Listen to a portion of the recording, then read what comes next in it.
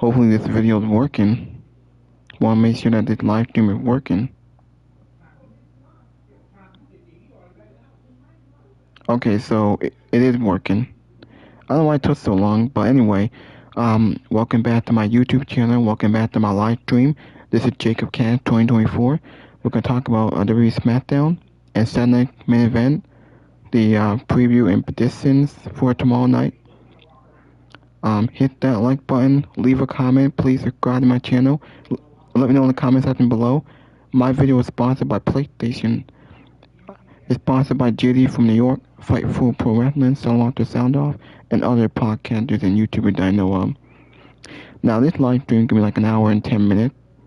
While we talk about WWE, we may talk a little bit about AEW and some news and rumors in the wrestling world and in the community. But we'll talk about SmackDown, and then we'll talk about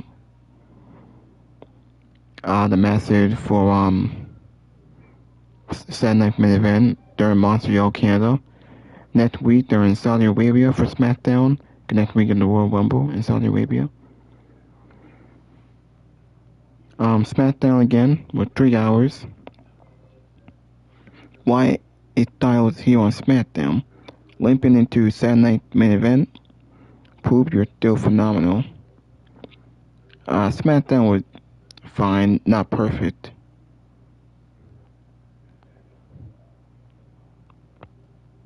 Well, now what happened on SmackDown? The build going into Saturday Night Main Event. It wasn't really about the Rumble. We still don't know who else is going to be in the Rumble. They're more focused on Saturday Night Main Event.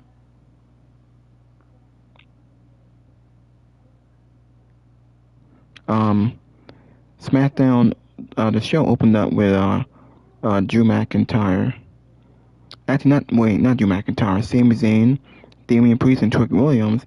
They got into a big brawl earlier in the show.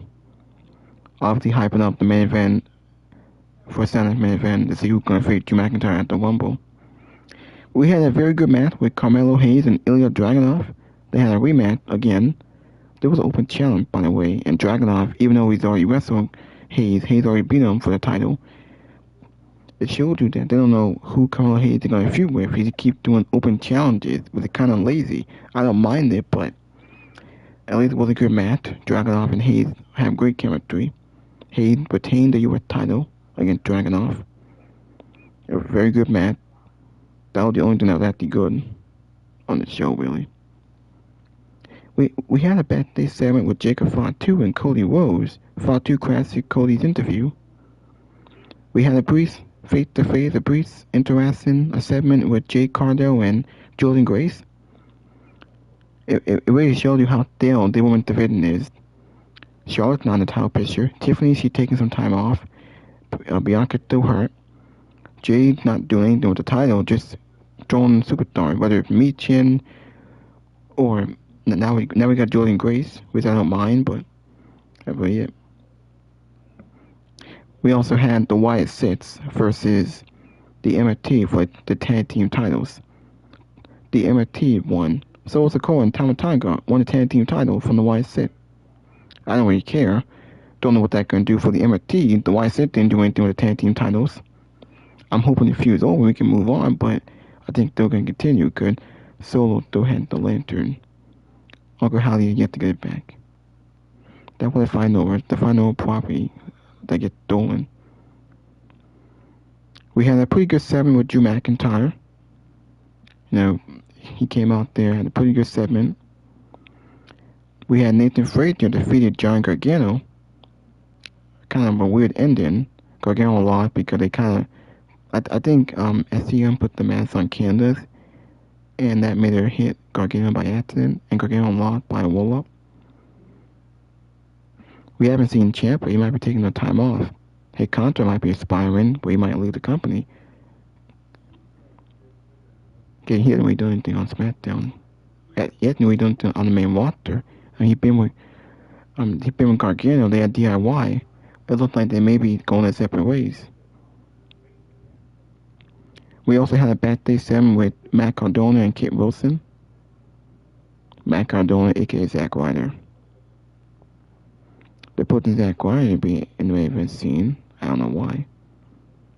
We also had a triple threat match for the women, a contenders match to see who's gonna face Rhea and Io for the women tag team champions. We had Charlotte Flair, Alexa Bliss versus I think Nia Jax and Last Legend, Julia and Katana James to see who's gonna face the women tag team champions or the winner on Saturday's main event, whether it's Wasan and Liv or Rhea and Io. Julia and Katana James actually won the match. Match with whatever, it was fine. It got hardly nobody asking because no one cares. They went to fitness shit on SmackDown. Now Julia is the woman you were champion. Now these are makeshift tag teams.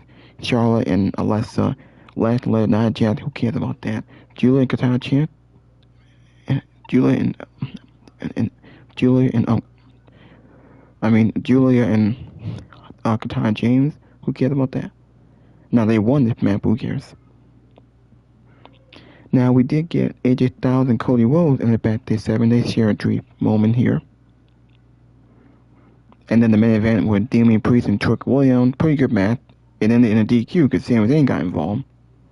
We also had a brief interaction with him and Damian Priest, and then there was one with him and Drew McIntyre where he smacked Drew McIntyre. And he went out there and interfered in the match, went after Trick Williams, went after Priest, and then Randy Orton got involved. He RKO'd everyone. We had a brief face-to-face with him and Zayn, and then he RKO'd Zayn. Now, are they... I think they're setting up that Orton might not win it. We actually don't know if he's going to win it or not.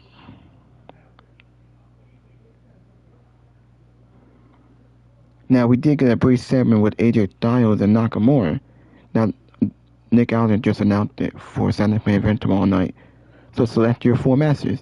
AJ Styles versus Shinsuke Nakamura. And then we got Cody Rhodes and Jacob Fatu. We got Rhea Ripley and Io Sky defending the women's tag team champions against Roxanne Perez and Liv Morgan. And then the main event, we got Trick Williams, Randy Orton, Damian Priest, and Sami Zayn winning face of Drew McIntyre at the Rumble.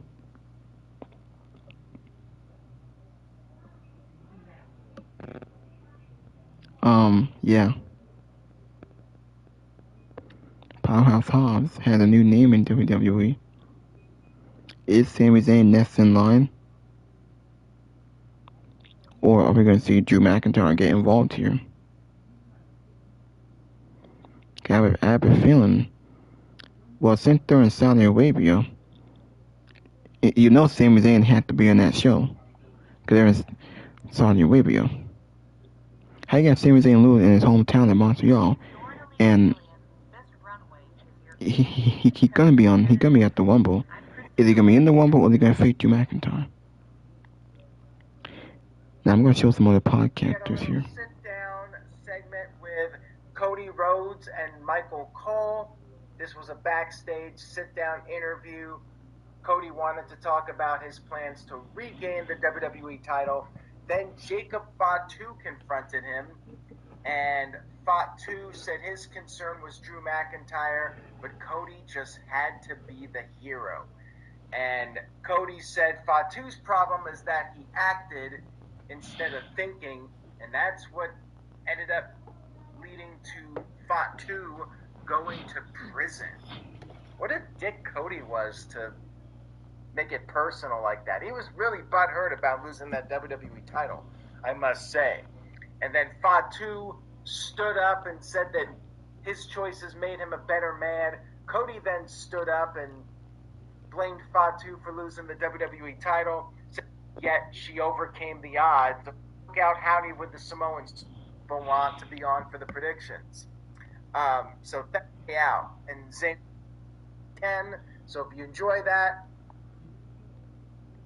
okay.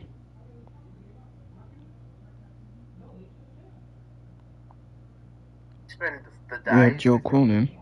No, dude, he barely texts me, so... Man, you really need to fucking shut up. I don't like you, mate. Like, not gonna lie. I'd rather fuck a Roo than talk to you. And then he would deliver a second one to Sammy as the show would come to an end. And that was SmackDown. So, times 10 on Carmelo Hayes' chest, and it was a huge driver into the corner on Carmelo Hayes, but that was only 2. This is in the last throws of the match. The Miz comes out of nowhere and pushes Ilya Dragunov off the top rope when you think he's about to be won, and then Carmelo Hayes hits the first 48, wins.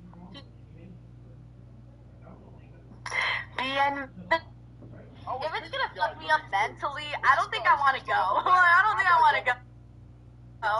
I don't go too far, but the main event picture stuff really worked, especially around obviously setting up Saturday night's main event and the intrigue around the Rumble. And there was a big theme around Sami Zayn tonight. Like, you know, it kind of gave you the thought that there are big things on the horizon for Sami Zayn, especially that slap to Drew McIntyre, which I almost tasted through the TV screen. Dude, same. Okay, so it's funny that you mentioned that, because remember the last time you and I spoke, we were kind of going back and forth and, you know, trying to predict all the different scenarios of what can happen with Saturday night's main event and where we might end up by the time we get to the Rumble, right? And I think by the end of it, you had stuck with Sammy, and then I went with Randy, right? Because I didn't want Sammy.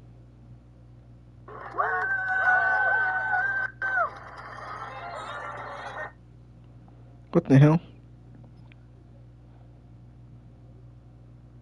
Hold on. Bienvenidos! What's up, everybody? Welcome. Oh my God! You know, back in the day when we didn't have. However, I did like how the main event closed out. But overall, how'd you feel about the structure of today's SmackDown, especially compared to some of the other shows that we've had? Being a little too corporate, a little too polished, a little too prim and proper, and to have somebody like Jacob Fatu comes across as just more like, okay, this guy's different. He's a little on the edge. I wouldn't want to mess with him, and I kind of really believe the fact that he did have this troubled past and the fact that he's out there being a madman on WWE TV. I wouldn't mess with Jacob Fatu, and I like that kind of character on the show because I think we need more wrestlers like this. Like, when you think about the past, when you were growing up, Robin, and watching, you know, old wrestlers in the past, there were some where I'm sure you saw and you were like, ooh, that guy's scary. Like, I would never want to be with him, right? You think of some of the scariest wrestlers, and I think we don't really have that right now in this time period. And to me, Jacob Fatu is kind of the closest we have to that. Yeah, I didn't really think of that point exactly, but it does make sense. I mean, you have like almost like cartoonish Dark in the Wyatts or whatever, or you know the way that Solo's faction functions, but genuine edge, he is probably right there. That's the guy that has that. You know, you have a real heel like Gunther, but you don't feel that like you know that that's in the spirit of the presentation. Right, like the Jacob Fatu has a little bit of that. I don't know, like you know, like am I in kayfabe or not? You know, that kind of thing. Exactly, and I think that's the part that is intriguing, and it's going to capture, I think, a different kind of audience, and even like a kind of audience that likes to root for those bad guys. During this promo, like, I found myself rooting for Fatu. I was like, fuck yeah, like, he turned his life around, but that doesn't mean that he won't set you straight if you do him wrong. I was very, very locked in on this, so that was something that I did enjoy, a huge portion of the show. All right, the other thing that we didn't really get to dive into, there's a lot that kind of went through with that main event program, but I do want to go ahead and shift gears and get into some of the other stuff that we saw. We saw a U.S. Open Challenge match, Carmelo Hayes defeat Ilya Dragunov once again, and they had a fantastic showing here. How are you feeling about Carmelo Hayes overall in his performance? Yeah, I mean, it's kind of been a consistent theme with that title and that slot on SmackDown, the strong performances. But I think Carmelo Hayes he's gotten a degree of momentum, and it's interesting because I can't think of one thing that propelled it. The partnership with The Miz actually helped him. I do feel that for a while, but that's the interesting part of it to me is like I can't put my finger on it and when exactly it started because usually usually it's like one moment or one tipping. I mean, even like Kit Wilson, right? Like we know Kit Wilson feels like a thing right now because of his theme song. Or, Gunther with John Cena. Yeah, Gunther was a big deal, but why does he feel like a bigger deal right now? Because he tapped out John Cena in his final match. There's generally that one thing you can point to and say that was the moment, that was what changed things. Sami Zayn when he was made an honorary use, right?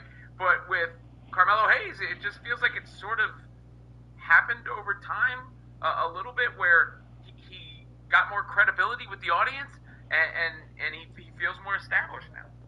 I think it changed the second he got that U.S. title and did the Open challenges. I think that's when people started going, oh, okay, like he's going out there and he's doing, the job that you were seeing Ilya and Sammy do before him, and he's keeping up. And hey, when you're seeing the guy go out there each and every single week and put on different kinds of matches and do what he's done, I think that's the easiest way to get people behind you, because the only other time that people were behind Carmelo was when he did the Best of 7 series with Andrade, and after that, there really wasn't anything else. It was like, okay, well, we know why we like this guy because he's a good wrestler, but now when are we going to see him wrestle? And now we're finally seeing him wrestle, so now the people are starting to get behind him once again. But talking about a fantastic wrestler, something that's been a big news coming off of our Raw show was AJ Styles. Robin, I was talking earlier about how I've been going back and forth with some of my emotions, and that was the same thing that I've been going through right now with this AJ Styles stuff.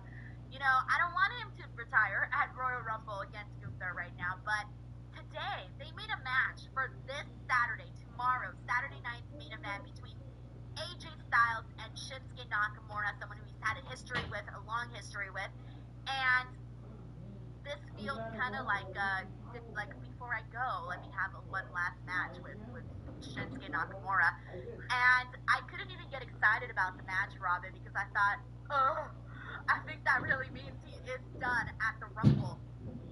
What do you think? Well, what I think is AJ Styles is going to win that match against Shinsuke Nakamura. For sure. That's for sure. Yeah. For sure. But it does feel a little abrupt, though it was always signaled after Gunther beat Cena that was next. Do they extend it at all, the fact that the career has been put on the line? But I definitely understand where you're coming from, because it's like, all right, here's the victory, here's that match that you haven't had, and let's get the send-off started because it's all finished a week later. So do you think he's done at the Rumble? I mean, at this point, I think Gunther is retiring him. Whether it's the Rumble or it gets delayed, right? Like, because something happens to extenuating circumstances happen in this match, and then they run it back, at WrestleMania perhaps, or something to that effect. But yeah, I mean, I think it's not, he's not long for remaining in WWE, and yeah, I guess so. I mean, I guess if I had to go one way, I'd say yeah. So sad. This is so sad. I'm not ready for it. It's too depressing. I don't even want to talk about it. This is sad. Well, we already know his contract is basically coming to an end. And, shit, man. This is so depressing. He also made his debut at the Royal Rumble. So, hey. Wait, when's his contract come to an end? So, people are saying it's the end of the month. I don't know the exact date. I don't know if it's like the 31st or the 1st. Yeah, exactly. But I was kind of hoping for like an extension. Like, hey, let's extend this to WrestleMania, because how do you leave right at the top of WrestleMania season? Like, I can't wrap my head around it. I mean, but it's all, from all intents and purposes, right? Like, he's already decided he's done, right? Like, yeah. So it would just be a fun. Now, that doesn't mean he can't go under a new contract or some other sort of contract, but it may just be a function of those terms, and he's figuring he's done, and they're looking at it, well, then why are we going to re-up, on top of that? So, I did not know that. Dirt sheet detail. So now that I do. You're like, no! Now that I know this information, why? Yeah. We got Robbie here. It says it's February 2026, but he may have signed an extension. See, like, that's what I was thinking, that there was a chance of him signing an extension. Again, Who the hell knows? But that's where we're at right now. And I swear, if you stay in longer and they throw in this Shinsuke Nakamura match to really make you think it's happening, ooh, sons of bitches. All right, Chelsea Green versus Jade Cargill. Jade Cargill got a victory. Jordan Grace was watching on the outside. We all know that this is going to happen. And Jordan wanted the match with Jade, but Jade just kind of blew her a kiss and left. I thought they were going to make this match for Saturday night's main event, but they didn't. Instead, we ended up getting AJ Styles and Shinsuke Nakamura. So I don't know if they're going to still add it to Saturday night's main event or it'll be added to Royal Rumble. I have no idea. When do you think this match might happen? I don't think they've announced it, like when it would happen. I mean, Saturday night's main event feels a little too soon now, right? You know, considering that is tomorrow. Right. No, but they can still add it for tomorrow. They can announce it this tomorrow morning, bright and early. How many matches do they have for it? Because they usually don't go more than 4. Yeah, and they have it's a 2-hour show. It's not your normal 3-hour show. Yeah, they're not going to do a 5th match, I don't think. So it's the 4-way. It's Cody and Fatu. Women's tag, and then AJ and Shinsuke Nakamura. correct. Yeah, that's going to be the card, I think. Fatal 4-way main events, right? Does it? Or and you open with Cody and Jacob Fatu? Damn. I think it's got to be the Fatal 4-way as the main event. Yeah, because it's got huge stakes. All right, brand new tag team champions, the MFTs. Did they do anything for you, Robin? I like when Solo holds the lantern. Hey, just so you know, he's like, the whole thing. I nada. This to me was a lateral move from Wyatt 6 to MFTs. All right, cool, call it a day. This is not for me, guys. I don't know what else to say, man. I'm not invested. You kind of heard there was somebody who got on the mic pretty audibly too from the crowd, like saying you guys suck or this sucks or something like that. Yeah, it definitely popped through, you know. And I almost felt, you know, it's like one of those when you almost feel bad, you know. I was like, I felt a little bad, and when I'm like, yeah, you're kind of right. God, no, that was the point of the show where I was like, ooh, this is getting a little rough. And then when they had Nathan Frazier and Johnny Gargano, with Nathan getting the win. But that match wasn't bad, but people just did not care. That's kind of when we started to dip down a little bit on the show. And look, and neither of those guys has any stakes or gravitas attached to them right now. Like, no. You know, it's like here's a match. It was more or less what it was. Now, they tried to end it in a clever way with Gargano getting cost the way he did. But, yeah, I mean, same. That I can't say that it felt like more than a filler match. Were you surprised that Julia and Kiana James won the tag team titles? I mean, not the tag team titles, excuse me, the number 1 contendership for the tag team titles.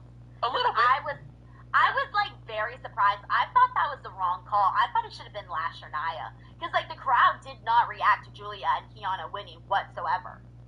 But that's been a consistent, like, it feels like they're trying to put energy into Julia right now, like, since she won it back, but it hasn't, I mean, it just hasn't resonated to the same, I mean, and I do think Lash Legend and Nia Jax have potential as a team, like, you know, both the size, and Nia's gotten better on the mic over the years, so I do think there's potential there, but it seems like they're putting their best foot forward to really give Julia something, and you know, obviously it's Kiana James who got the pin tonight, but that feels like what they're doing, and eventually if the crowd isn't responding, then it's not going to last.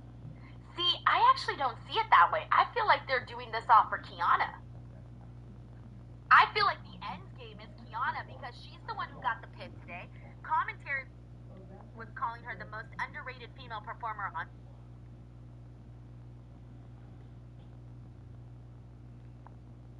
Alright.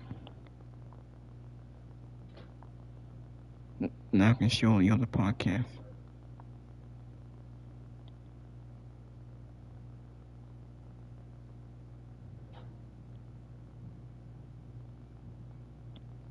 I might will show y'all Salamonster.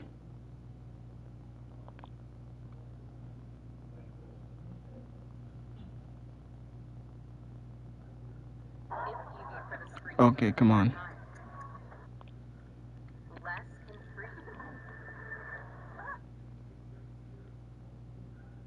calling out Jacob.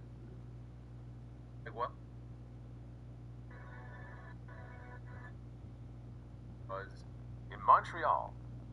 They were at the Bell Center on the eve of Saturday night's main event with as quiet a crowd, as quiet a Canadian crowd as I have ever seen. Not that they were given a whole lot to be excited about. They weren't. I don't blame the crowd. I love my fans up in Canada. I love the best wrestling fans. A lot of the best wrestling fans. You will find them in Canada. But tonight they really didn't have a whole lot to get excited about. You know, we are heading into the Royal Rumble, which is not tomorrow, but it is a week from tomorrow. This is, and I can sit here and say this. I mean, I go back in my brain and try to figure out a different answer to this. This is the worst and weakest build to a Royal Rumble since the early ones. Really since the first two, I would say. This is the worst Royal Rumble build in decades.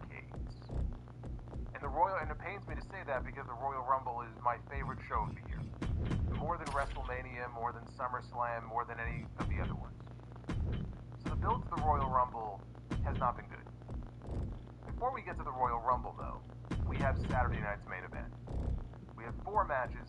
We had 3, now we have 4 on the card for tomorrow. And that will be on Peacock.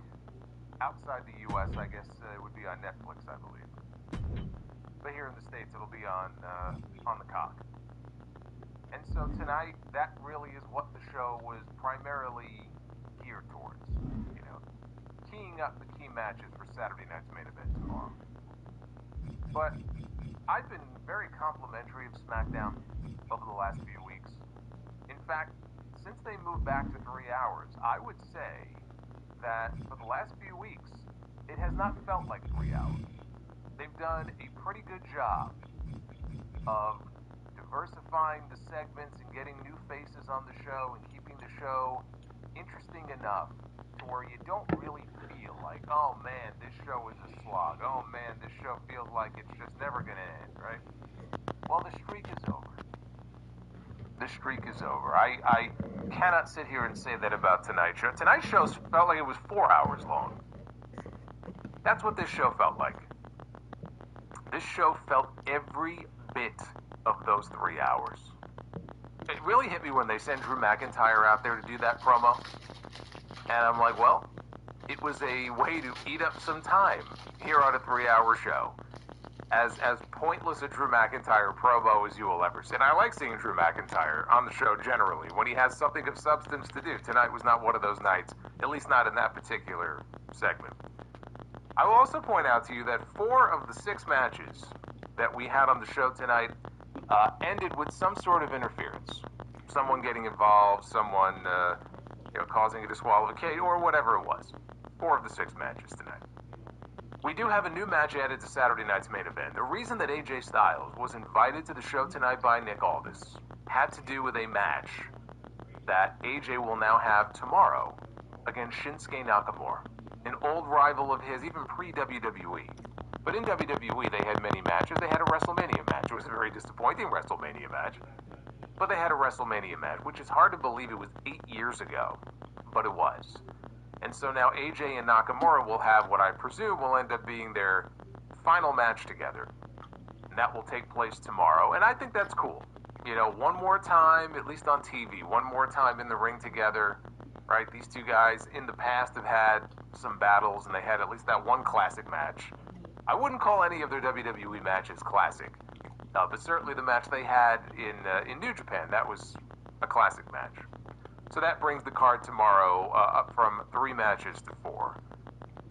We also had a segment. This was the best thing on the entire show. It was not a match. It did not even happen in front of the live audience.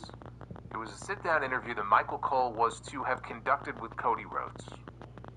And it was hijacked very early on by Jacob Fatu. So we had a face-to-face between Cody and Fatu stemming from their recent issues. Of course, it goes back to the cage match at the end of 3 Stages of Hell when Jacob returned and he ended up costing Cody the WWE Championship. And then last week they were just going after each other. They had to be pulled apart. So they're going to have a match tomorrow. The face-to-face between them on this show That, more than anything else that they did, sold me on that match, on that show, and me wanting to tune in to see that tomorrow. It was the best Jacob Fatu promo that he's been involved in since he joined the company. And the thing that stands out to me, and the thing I love about Fatu, when you are able to get him in a situation like this, there is an authenticity there that not very many people have. There are people who have it. CM Punk is one of those people. But there's just an authenticity to the way that he carries himself, and he speaks, and he cuts a promo where it doesn't feel like he's on television playing a character. It doesn't feel like he's on the show playing a part. It doesn't feel like he's on the show trying to remember his lines. It really feels like what you see is what you get. This is the real, authentic him. And are we going to get the menace Jacob Fatu, who's just raging out of control tomorrow, or are we going to get the more sort of measured, calculated Fatu that he teased at the end of this promo? So I was a big fan of what they did with the two of them. I'm looking forward to that match. That was the highlight of the show for me, outside of the U.S. title open challenge, because we had yet another match between Carmelo Hayes and Ilya Dragunov, which ended with The Miz getting it. We got a winner, but it ended with The Miz sticking his nose in and getting involved in the match. And oh yeah, by the way, I haven't even mentioned the fact that we have new WWE Tag Team Champions, and I could not give a single solitary shit. That was the worst thing on the entire show. We'll talk about that and why. This is your Friday Night SmackDown review. It is January 23rd, 2026. I am the Sala Monster. Like and subscribe. Super chats are open. We have a goal. I see we're already ticking up on the goal. That's good to see. We're going to hang out and entertain ourselves, I think, more than we did being entertained by WWE tonight, because this was not a great show. But yes, like and subscribe. If you have a super chat you want to drop, go ahead and do so. I will be reading them a little bit later on here in the stream, and you'll see them popping up on your screen. You might even hear a few of them as we go along here. And since we're talking about Saturday night's main event, I should point out that I will be live. Tomorrow night you get another podcast out of me this weekend, because as soon as Saturday night's main event is over, you can come back to the channel here and we'll talk about all 4 matches on this very stacked card tomorrow night. But that one right there, Cody and Fatu, that is the one that I am looking forward to the most. So it's 8 p.m. Saturday night's main event. So I'll probably be live around the same time I am tonight, probably a little bit earlier, maybe 11ish. So hopefully I will see you guys there. Now let's get into this show. 3 fucking hours this. Let's not waste any more time here. They were in Montreal, and Sami Zayn was the hometown boy. So of course he got a hero's welcome coming out to open the show. He addressed the crowd in French before he said that he felt like he had all the momentum heading into tomorrow night, because he had a chance to become the number 1 contender for the WWE Championship. Isaac, yes, I did want to mention that. We actually do. We have a hell of a storm. That I'm not talking about Jade Cargill. A storm is coming, like a real storm is coming here in New York tomorrow. But I know there's a lot of. Oh my God! Not even the power of remote can keep the snow away. Yeah, we have a hell of a storm coming our way, and you guys, wherever you may be, you may well have one coming your way too. Because this thing is just a freaking. This weather is a monster right now. It's affecting so many different states, so many different parts of the country. Texas is affected. So wherever you may be, and I did forget the wheel. Thank you for reminding me. We're going to spin the wheel as well, because I forgot to mention the likes. But I just wanted to say stay safe wherever you may be. I always say it at the end of every podcast I do on Sunday. Be well, stay safe. But definitely, wherever you are, don't go out if you don't have to. It's also fucking cold.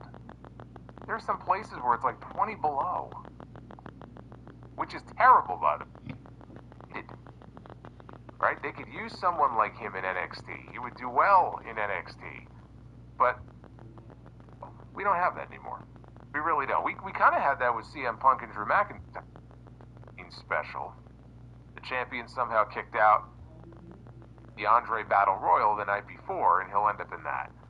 But to me, he's too good not to be in the mix somewhere on that undercard heading into that show, so that's my hope for him. We got a recap of the Cody Rhodes promo last week with him declaring for the Royal Rumble and calling out Jacob Fatu. Then Fatu later in the show calling out Cody, and then the big pull-apart brawl between the two of them. So then after a commercial break, we pitched it to a sit-down interview from earlier today with Michael Cole and Cody Rhodes that Cole says turned explosive. So let's find out. And here Cody is quite affable, as he usually is, to start things off. Cole asks him for his feelings on losing the WWE Championship. And Cody would rather not talk about losing it. He did his best Tony Khan impression. He didn't want to answer the question here. He said what he would rather do is talk about winning the Royal Rumble for a third. Cody and Fatu both left the building after that so as not to get into any kind of trouble and not to jeopardize the match tomorrow night. So we didn't see them again. Actually, that's not true. We saw Cody later. It's actually, that's actually not true because Cody was still there. Interesting. But anyway, Cody was kind of a dick here in this segment by going there and then he would return, and it would be like, oh, The Undertaker's back, right? They did that 20 times over the years. And we're getting close. Roman Reigns gets a return every few months. He's back! Oh, okay. Then he'll disappear again. Roman Reigns is back! Okay. We go through this multiple times a year. So now we know officially when he'll be making his return. And of course, he's automatically the favorite to win the Royal Rumble. We had Chelsea Green against the WWE Women's Champion, Jade Cargill. This was a non-title match, as all of Jade's matches are. In fact, she has been champion since November 1st and has had exactly 0 defenses of the WWE Women's Championship. The title has been on ice ever since she won that, which, funny enough, was on Saturday night's main event. Not the last one, but the one before that. So as Jade walked to the ring, she spotted Jordan Grace. Mix and match Domino's medium specialty pizzas for just $9.99 each. Hey, Fernando, how's that sound?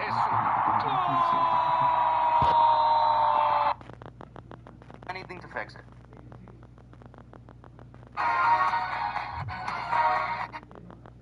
Most of these people in the community are masturbators towards my content.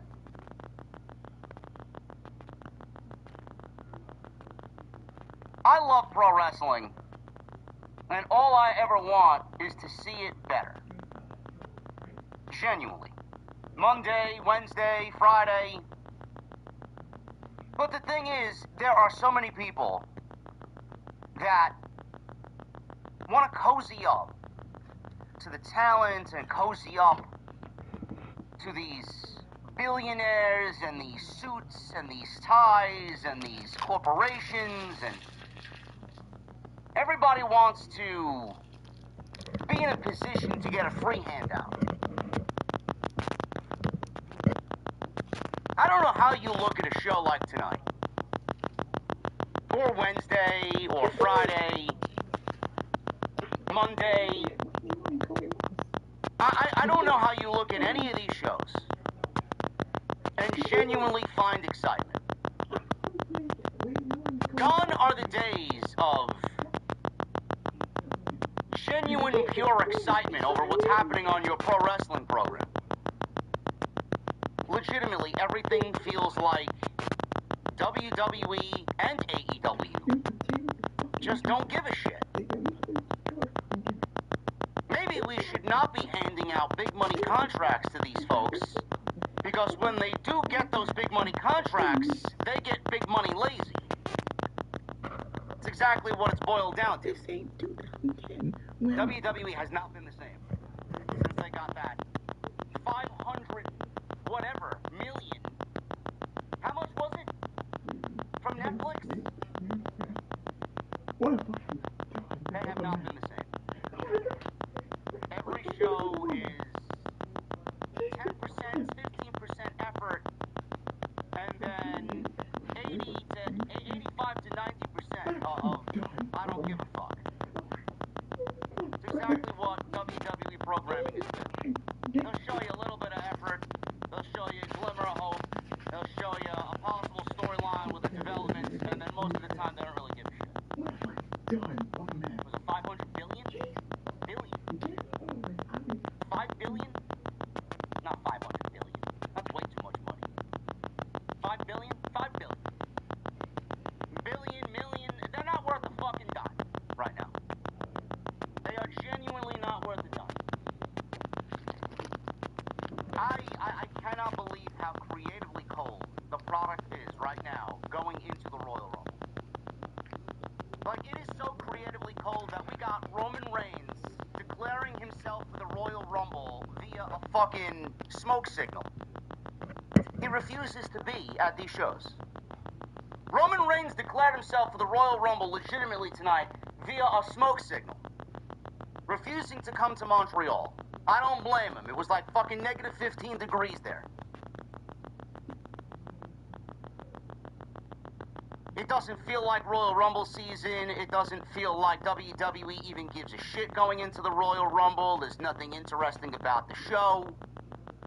There's not one major storyline that's taking us from television into the Royal Rumble. There's nothing to look forward to in the Royal Rumble. There's no major development going into the Royal Rumble. WWE just started piecing this card together for the Royal Rumble last week.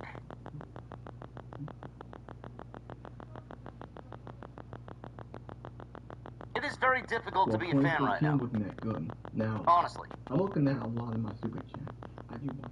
And if you look at this show tonight, it makes you wonder, will things change? Will they get better going into WrestleMania? They haven't showed us. I'm not even looking forward to what happens at the Royal Rumble because they've beaten me down with disappointment after disappointment after disappointment every single week, that when something happens, I'm not going to be genuinely excited for when that something happens.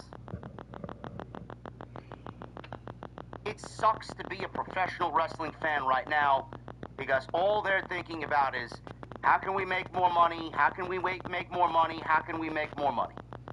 By doing little and little and little, less and less and less. What happened?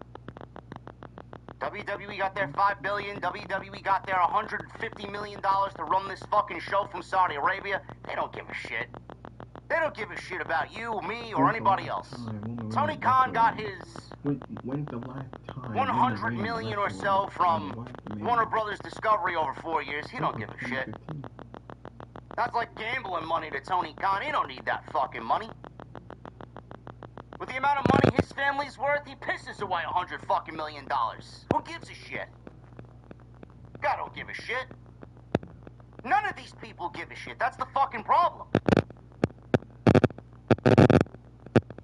I don't know how you have the Royal Rumble and you're not giving me something, a development, a story. The only thing that we can really kind of point that finger at, as far as the story, is Jacob Fatu and Cody Rhodes going into the Royal Rumble. What else is there that's happening in the Royal Rumble that you should be excited about outside the unpredictability of the field of 30? There's not one men's storyline that's exciting going into the Royal Rumble. There's not a development or a series of stories going into the Royal Rumble that you should be excited about for both men and women's Royal Rumbles. Drew McIntyre's getting a WWE Championship match at the Royal Rumble, and it came about because WWE gave you a series of matches that led to all 4 winners showing up tomorrow night and competing in a fatal 4-way. And then AJ Styles is putting his career on the line against Gunther. I guess there's some unpredictability there because people are running with the narrative of, well, I can't imagine AJ Styles retiring in Saudi Arabia. SmackDown tonight gave you absolutely nothing to look forward to. Nothing. And then we have Saturday night's main event tomorrow night, and it don't even feel important. None of it feels important. So important that they gave you an AJ Styles versus Shinsuke Nakamura match last minute to fill out the card of 4. 4 matches tomorrow night. The biggest thing that happened on tonight's show is the sit-down between Cody Rhodes and Jacob Fatu. That was the biggest thing that happened on tonight's show. Cody Rhodes is in the Royal Rumble. He is confirmed. I'm assuming he will be at the end. He will be one of the final 4. Who he will be there with, I'm assuming Roman Reigns will be a part of the final 4. Randy Orton, Jacob Fatu. I'm sure it'll be an exciting final 4. Cody Rhodes sat down and was asked by Michael Cole about the WWE Championship and about Jacob Fatu. Cody Rhodes didn't want to talk about losing the WWE Championship. He wanted to talk about how he's going to win it back. And it all starts at the Royal Rumble. 3-peating at the Royal Rumble, which is a very difficult thing to do. Jacob Fatu sat and interrupted the promo. Cody, his tone of voice, his demeanor, his character completely changed from when he was sitting in front. I'm sure your season's over. Hey, silver lining, no more stress watching. Your team. Jacob Fatu went on to discuss the type of person he is. Cody Rhodes threw the fact that Jacob Fatu was jailed on multiple accounts right in his face. This is another one of the Anoa'i family that Cody Rhodes is now doing battle with. That's the only aspect of this that I'm genuinely intrigued by. Because Jacob Fatu is not the Usos. He's not Roman Reigns. He's not The Rock. He's vastly different than all of them. He speaks different. He wrestles different. This may be someone that Cody Rhodes matches very well with. And the way Jacob Fatu came off, and the way Jacob Fatu came across here to Cody Rhodes, I actually looked at Jacob Fatu as a more believable promo than Cody Rhodes did. I've been saying for a couple weeks now, big fan of Jacob Fatu, love Jacob Fatu. He didn't have a great 2025. I felt like WWE put the brakes on Jacob Fatu for whatever reason. They didn't want to push him too hard, too soon. That's the type of guy that you do push hard right out of the gate. He didn't have a good 2025. He won the United States title at WrestleMania, but that doesn't equal a good 2025. He feuded with his family for most of the year, and it was one of the most disastrous things on Friday night. It legitimately killed the entire feeling of the show. It was so fucking boring. Which resulted in a steel cage match at SummerSlam, which was one of the worst steel cage matches possibly in WWE history.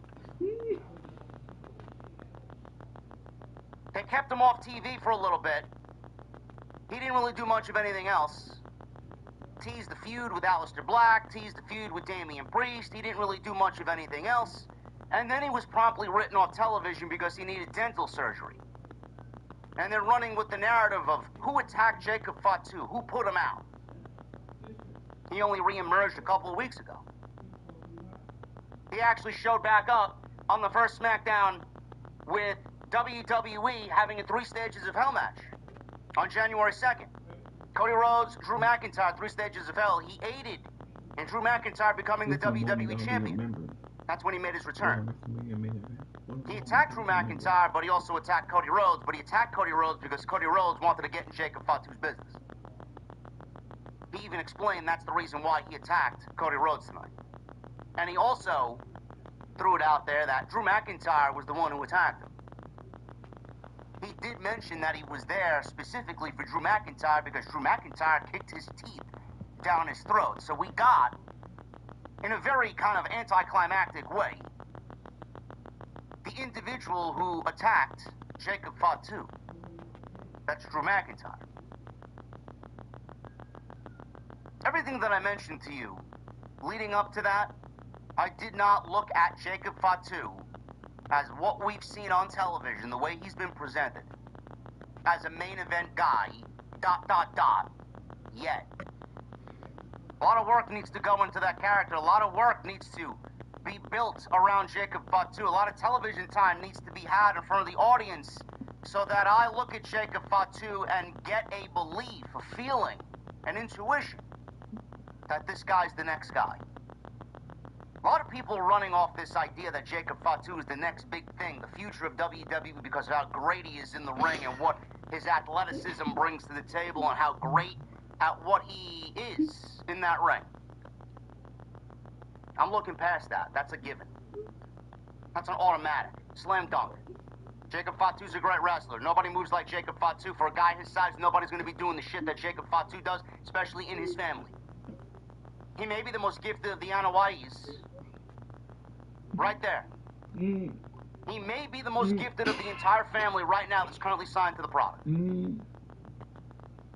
But does that mean he's deserving of a main event at WrestleMania? Does that mean he's deserving of a WWE Championship run?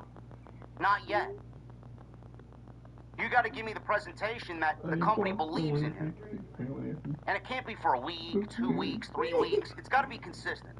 We need months of television with Jacob Fatu wrestling top guys, elite guys. We need months of television with Jacob Fatu in a storyline that gives off the impression that the company is getting behind him. The company is giving him substance. The company is giving him meaning. The company is giving him a story that we could invest in, so that we at that time could invest in what he's doing, so that when we look at him and he challenges for the title, we are bought in. We are buying what he's selling. I haven't gotten that feeling. Tonight was the first time that I got that feeling. And again, it's going to take more than one promo on one night in front of a Cody Rhodes. We're going to need a little bit more of what we saw tonight. Maybe that next night is tomorrow night on Saturday night's main event. I'm assuming him and Cody are going to have a fucking banger. Oh, I promised myself I wasn't going to use that word. I'm sorry. Him and Cody Rhodes are going to have a great wrestling exhibition. More is going to need to be done. I'm not going to be one of these fucking blind fans, these geeks on social media that, oh, Jacob Fatu's got to get the World Championship. He needs to be at the WrestleMania main event level already going into Mania. No. Now, there's going to be, there needs to be something more that needs to be done there. When you know, you'll know when someone's at that level. You'll just feel it. I don't feel it yet. Now, granted, with the rumors going around, I mean, they changed like the fucking wind in the IWC. First, it's Roman and Cody at WrestleMania, then that got dropped because the report went out saying that Triple H didn't want to create fan fatigue. Then the following week, it's Cody versus Drew McIntyre, or Cody versus Jacob Fatu and Drew McIntyre at WrestleMania. Neither one of those I look right now at as a WrestleMania match. Now I'm hearing this week that it's Cody Rhodes versus Drew McIntyre one-on-one, which is fucking ridiculous, because you just sold me on the fact that Triple H didn't want to do Roman Reigns and Cody Rhodes because of fan fatigue and burnout, yet you're giving me potentially a Cody Rhodes and Drew McIntyre main event at WrestleMania on night 2, when the match has been done 5 times before this. Who wants to see it again? It wasn't good enough to main event WrestlePalooza. How do you look at it as good enough to main event WrestleMania?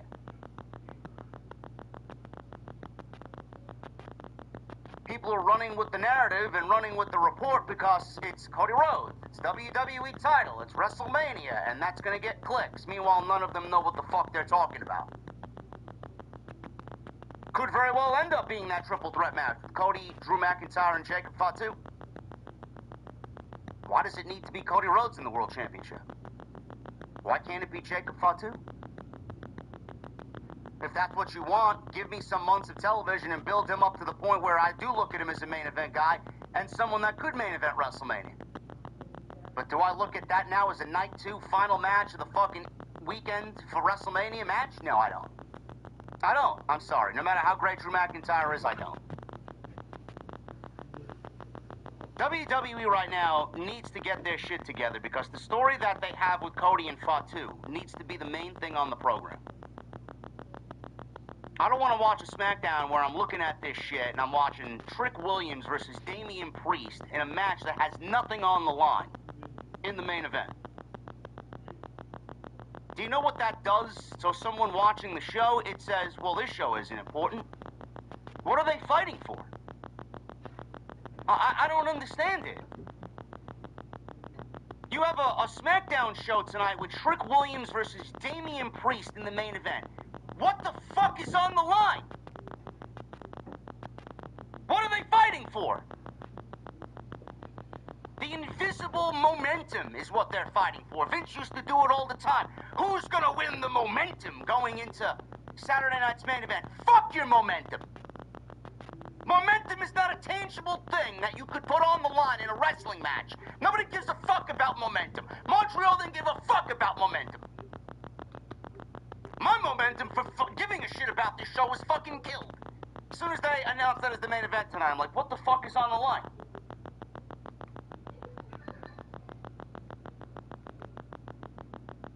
Fatal 4-Way happening tomorrow night. That's the main event. It's Saturday night's main event. Gee, man, they telegraphed exactly who's fucking gonna win it.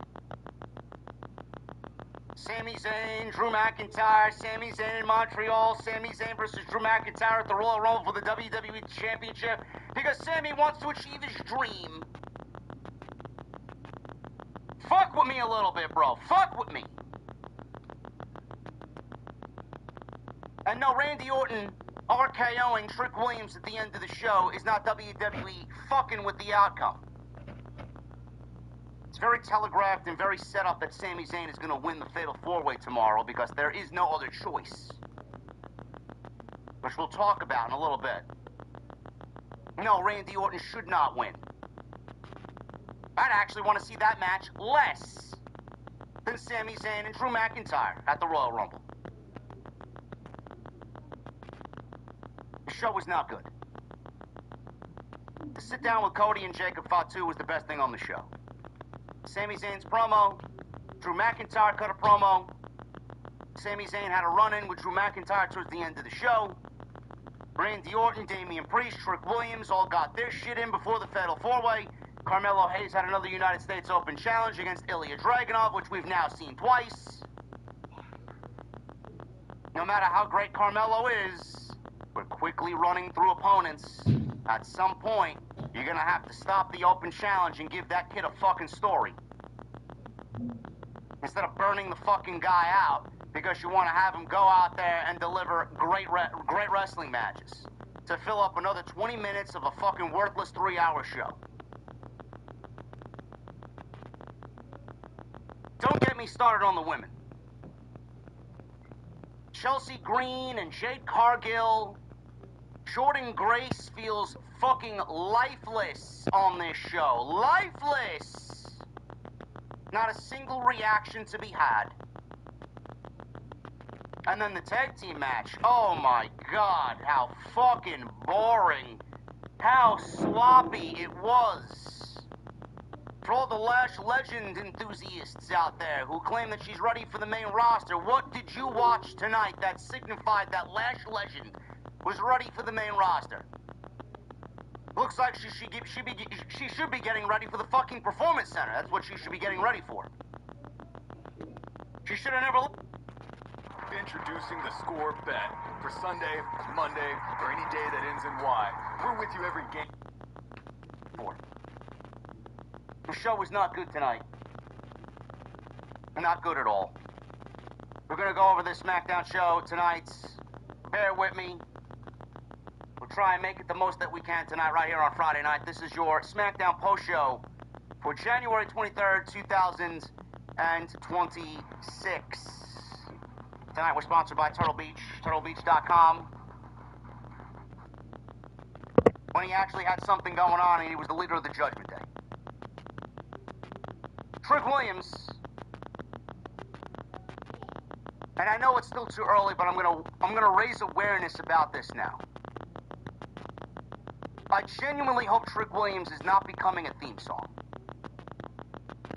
But that's what happens. That's what these fans create. They create this thing.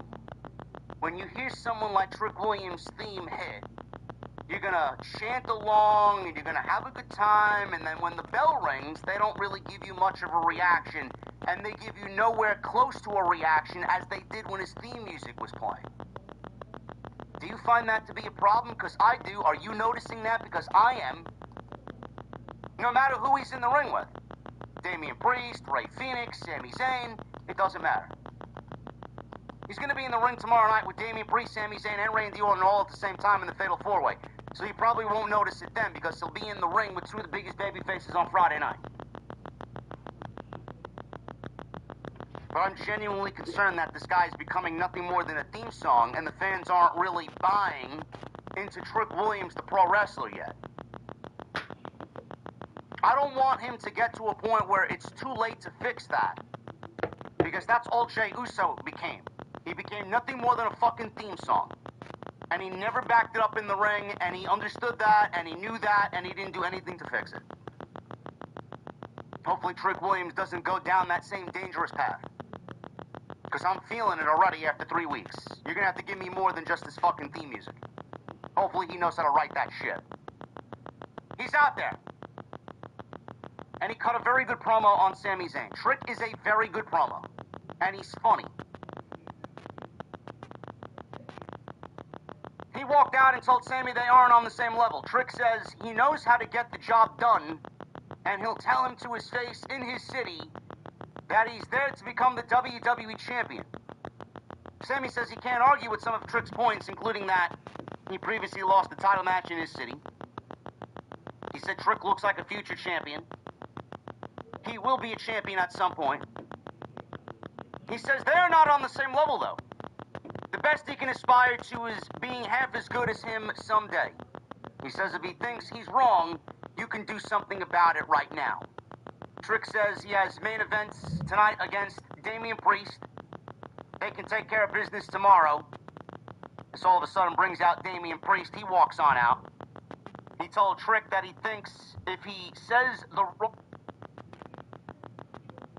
And no, Trick Williams is not going to win the match. It's way too early. They're only putting Trick Williams in this spot to have him mingle with the top guys. They're having him mingle with Sami Zayn, who's one of the more over guys on the roster. He's one of the biggest baby faces in the company. They're putting him in this match to mingle with a legend like Randy Orton. And he's in there with Damian Priest, who is a former World Heavyweight Champion in his own right.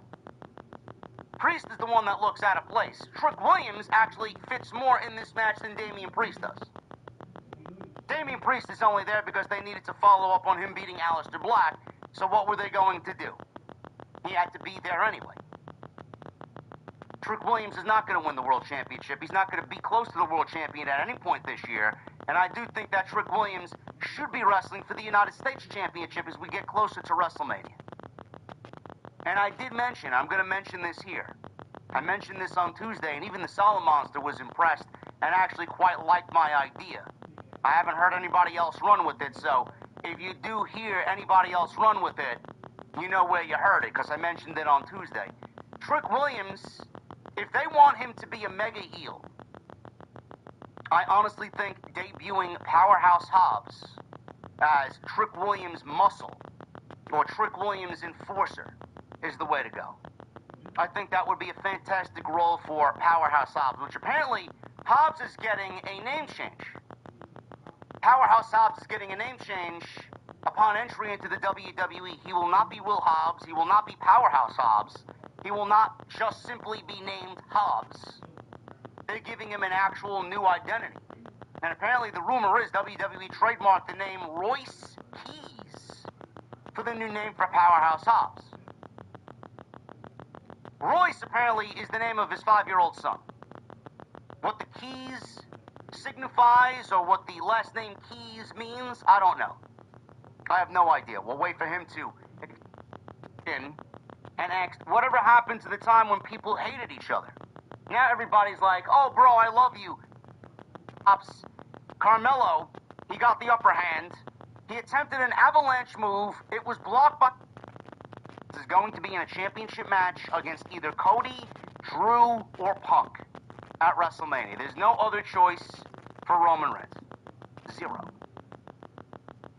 But I do think that having Cody and Fatu pick up the pieces where Cody and Roman left off, with Cody battling someone else in the family like Jacob Fatu, is a great step forward. Jacob Fatu is not there yet. That doesn't mean I don't see Jacob Fatu as a world champion. creative, story, character development, and TV presentation all need to be taken into consideration to get this guy as a believable main event WrestleMania act. He's not there yet. This promo was a great first step. Tomorrow night against Cody Rhodes is going to be a great showcase as to why people want to see him in the main event. I personally am not there yet. You may already be there. But with the opening start of this show, and I clearly went over why I'm not there yet based off his 2025, which was less than eventful. I'm not there yet. You can't sit there and chime in and tell me I'm a hater, or I'm this, or I'm that. I don't know this, I don't know that. That's just the way that I watch my pro wrestling. Jacob Fatu is fantastic at A, B, C, D, and E. But he's not presented as a main event guy yet. The audience doesn't look at him as a main event guy yet. How do you get him to be a main event guy in the eyes of the audience? Tomorrow is going to be a great first step. Tomorrow is going to be a great showcase. Tonight was a great first step.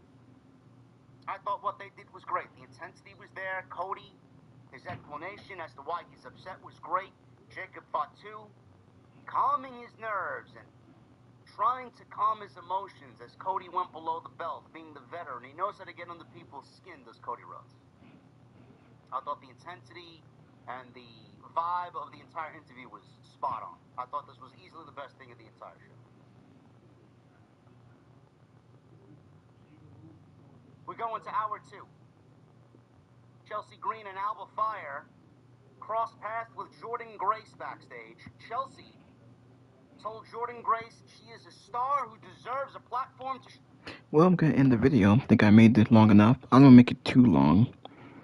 Getting late. Just want to say thank you for watching. Thank you for all the support. Hit that like button. Leave a comment. Please subscribe to my channel. Let me know in the comments below. You guys want to see more? I will do I will do a live stream tomorrow night for Sunday main event. Until next time, I'll see y'all later.